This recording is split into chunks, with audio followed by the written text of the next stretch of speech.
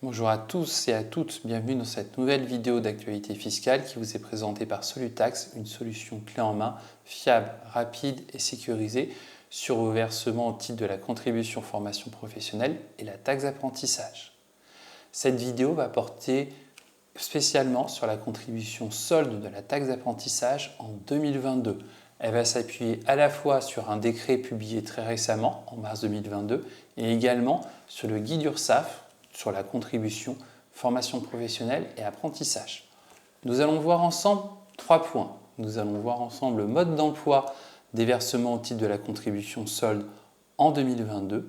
Nous allons voir ensuite quels sont les grands principes conservés concernant cette même contribution solde. Et enfin, nous terminerons par le mode d'emploi de la contribution solde en 2022 et l'annonce des rôles respectifs à la fois de l'URSSAF et également de la Caisse des dépôts. Alors commençons par le mode d'emploi des versements au titre du solde de la taxe d'apprentissage. Tout d'abord, il faut savoir que les entreprises se libèrent en 2022 de la contribution solde au titre de l'année 2021. Voilà, l'année, ou plutôt les contributions pour l'année 2022 seront libérées en 2023. La contribution solde sera une dernière fois versée le 31 mai, avant le 31 mai 2022 directement aux établissements bénéficiaires par les entreprises. C'est-à-dire que les entreprises donnent directement aux établissements cette contribution. Elle ne passe pas par un intermédiaire, qu'il s'agisse de l'URSSAF, de la Caisse des dépôts, voire encore de la MSA. Les établissements ont donc une relation directe avec les entreprises puisqu'ils reçoivent les versements au titre de la contribution solde. Il est également tout à fait possible d'utiliser Solutax pour se libérer de la contribution solde de la taxe d'apprentissage. Donc retenez bien la date, la contribution est libérée avant le 31 mai 2022 et ainsi que le principe, une dernière fois, cette contribution est versée aux établissements. Ce mode d'emploi avait été introduit par la loi pour la liberté de choisir son avenir professionnel en 2018. En 2023, ce mode d'emploi s'arrête, la contribution solde sera versée à travers l'URSSAF ou la MSA. Il sera versé à travers la DSN d'avril 2023, en principe le 5 ou le 15 mai 2023, c'est ce qu'annonce le guide URSSAF. Un établissement qui reçoit une contribution solde de la part d'une entreprise va devoir lui donner dans un second temps un reçu qui va indiquer à la fois la date de versement et également le montant perçu. Ce reçu va permettre ultérieurement, en cas de contrôle, à l'entreprise de pouvoir prouver qu'elle a bien réalisé ce versement. Sont concernés à la fois les établissements de première formation technologique et professionnelle et également les organismes participant au service public de l'orientation tout au long de la vie. À noter également, les CFA peuvent recevoir des donations en nature qui sont libératoires de la contribution solde.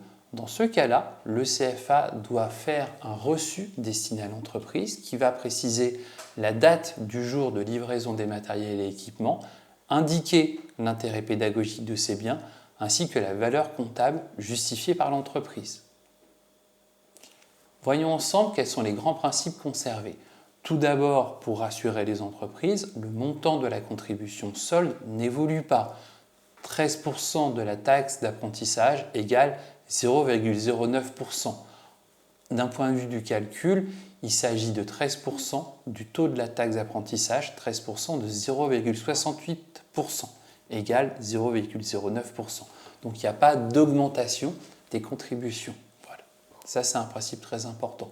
Le second principe, c'est que les listes d'établissements et d'organismes éligibles au versement de la taxe d'apprentissage sont toujours publiées sur les sites internet des préfectures. Dernier élément, mais aussi très important, c'est que le solde de la contribution de la taxe d'apprentissage finance toujours le développement des formations initiales, technologiques et professionnelles. Autrement dit, son usage, sa destination est conservée.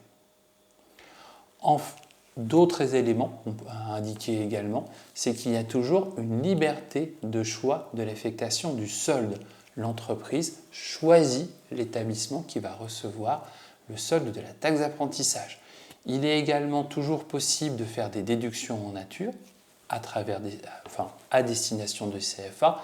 Il existe également la possibilité de faire des déductions lorsque l'entreprise de plus de 250 salariés a suffisamment d'alternants pour pouvoir bénéficier d'un crédit d'impôt au titre de la CSA.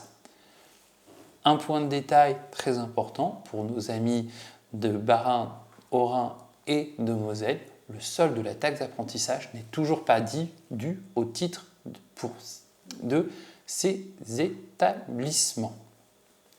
Voyons maintenant dans un troisième temps le mode d'emploi de 2023 et les rôles respectifs de la Caisse des dépôts et également de l'URSSAF. L'URSSAF a publié un guide très important, passionnant, n'hésitons pas à le dire, concernant son rôle pour les contributions. Qu'est-ce qu'il précise concernant donc la contribution solde? Tout d'abord, c'est qu'en 2023, la collecte des contributions formation professionnelle et continue sera intégralement réalisée par l'URSSAF. L'URSSAF, une fois qu'il aura récupéré la contribution solde, reversera cette contribution à la Caisse des dépôts. À noter également que cette contribution solde devrait être collectée par la MSA pour les entreprises relevant de la MSA. La mise en place des modalités déclaratives du solde de la taxe d'apprentissage sont annoncées pour la DSN de 2023.